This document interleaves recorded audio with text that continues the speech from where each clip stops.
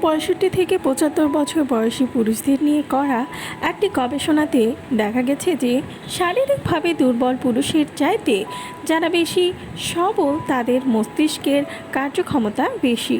তরুণ বয়সে মস্তিষ্কের যে অংশ ব্যবহৃত হয় এই বয়সেও তারা সেই সব অংশই ব্যবহার করেন।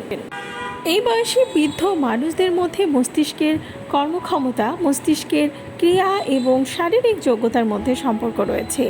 গবেষকদের মতে বয়স বাড়ার সাথে সাথে আমরা মস্তিষ্কের বিভিন্ন অংশ ব্যবহার করতে শুরু করি, যেমন তরুণ বয়সে অল্প সময়ের জন্য মনে রাখা, নিপুণভাবে কাজ পরিচালনার জন্য মস্তিষ্কের ডান অংশ বা প্রিফ্রন্টাল কর্টেক্স এর সহায়তা নেওয়া হয়।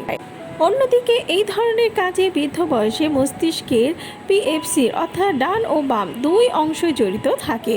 শরীরচর্চা মস্তিষ্কের ক্ষমতা তরুণ বয়সের মতো ফিরিয়ে আনতে পারে কি না তা পরীক্ষার জন্য 60 জন বৃদ্ধ পুরুষকে অ্যারোবিক ফিটনেস দেওয়া হয়। তাদের মধ্যে যাদের শারীরিক কর্মক্ষমতা বেশি পাওয়া যায় তাদের নির্বাচনী মনোযোগ, কাজের ধারা আর প্রতিক্রিয়ার সময় বোঝার জন্য কালার ওয়ার্ড ম্যাচিং স্ট্রোব টেস্টের মাধ্যমে পরীক্ষা করা হয়। এই পরিচিত পরীক্ষার পদ্ধতি হলো এইসব পুরুষদের বিভিন্ন রঙে লেখা অক্ষর দেখানো হয়। নীল, লাল, সবুজ রঙের এসব অক্ষর দেখে বলতে বলা হয় যে কোনটা কোন রঙের, তবে কী অক্ষর সেটা জানতে চাওয়া হয়নি।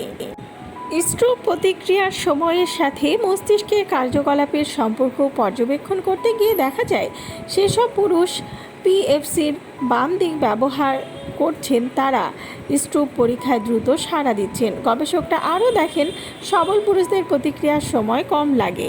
এই ফলাফলের ভিত্তিতে গবেষকরা মনে করেন বেশি অ্যারোবিক ফিটনেসের সাথে হয়তো পিএফসির বাম দিক বেশি কর্মচঞ্চল হওয়ার সম্পর্ক রয়েছে। অন্যভাবে বলা যায়, গবেষণায় দেখা গেছে তরুণ বয়সের মতো সবল বয়স্ক মানুষদের মস্তিষ্কের একই দিক ব্যবহারের ঝোঁক বেশি। আশা করি বুঝতে পেরেছেন। ভিডিওটি ভালো লাগলে চ্যানেলটিকে সাবস্ক্রাইব করুন আর পাশে থাকা বেল আইকনে ক্লিক করে দিন, তাহলে পরবর্তী ভিডিও আপলোড করার সাথে সাথেই আপনার কাছে পৌঁছে যাবে।